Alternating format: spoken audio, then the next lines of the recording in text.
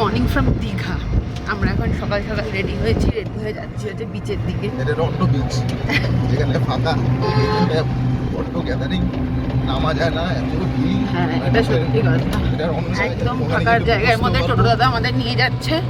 তো এত কালকে গিয়ে দেখেছি নিউ দীঘাতে প্রচণ্ড ভিড়, ওল্ড দীঘাতে তো ছেড়েই দাও, নিউ দীঘাতেও কালকে প্রচণ্ড ভিড় পেয়েছি আমরা। রাত্রেবেলাও প্রচণ্ড ভিড়।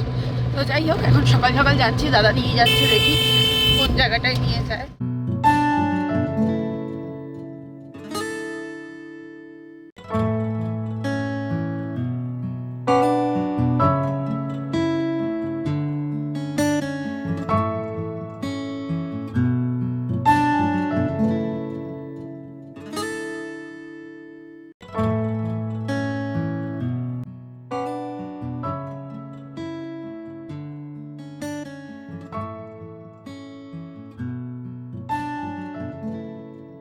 যাই, একটা নতুন বিচে দাদা আমাদের নিয়ে এসছে। এই জায়গাটা হচ্ছে চন্দনেশ্বর মন্দির যাওয়ার পথে একটা নতুন জায়গা। তো চলো, বেশ জায়গাটা ভালো লাগছে আমাদের।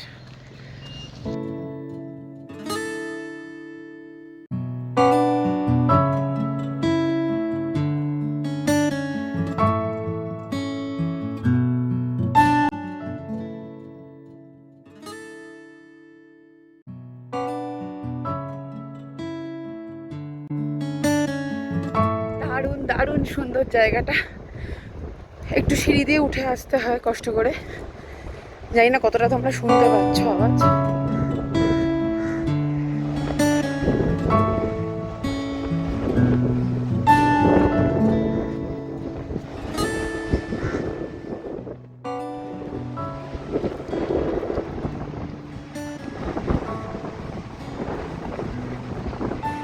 আশা করছি তোমরা শুনতে পাচ্ছ কতটা জোরে হাওয়া দিচ্ছে এখানে। দারুণ সুন্দর জায়গাটা, খুব সুন্দর, খুব সুন্দর। হেঁটে এসে এই দিকটা ফাঁকা, এই যে আমরা এই দিকটা দিয়ে নেমেছি,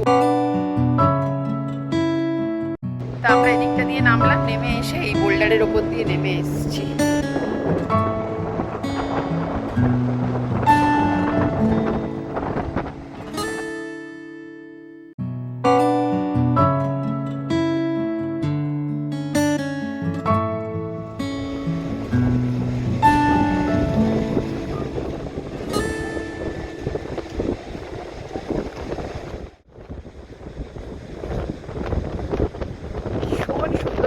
কালকে যেটা আমি আফসোস করছিলাম যে বিচে এসছি, এত গ্যাদারিং, একটু জলে নামতে পারলাম না, আজকে সেটা মানে একদম মন পুষিয়ে গেছে আমাদের।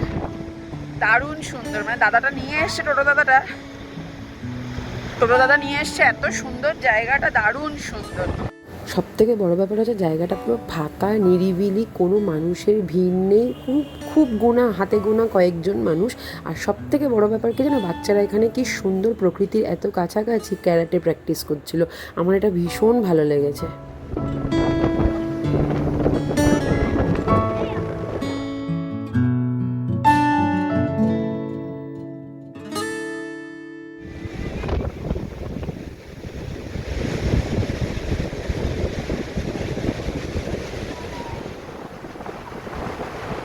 এই যে আরেকজনের মন এখনো ভরেনি, মন খারাপ। কেন মন খারাপ? ওকে নাকি আমরা বিচে মজা করতে দিইনি, ওই জন্য ওর খুব মন খারাপ।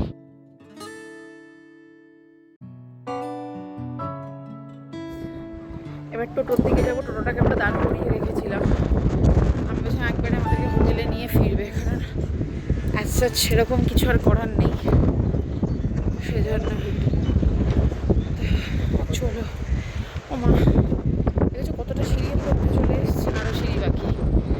তো আমরা অতি বিধ্বস্ত, এখন বাজে হচ্ছে মোটামুটি ওই 10টা।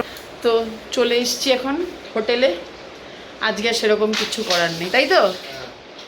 আজকে শুধু এবার চলো ড্রেস চেঞ্জ করে নিই। আজকের মতো ব্লগটা এখানেই এন্ড করছি। ভালো লাগলে আমার চ্যানেলটাকে সাবস্ক্রাইব করো, ভিডিওগুলোকে লাইক করো, কমেন্ট করো, শেয়ার করো। বাই।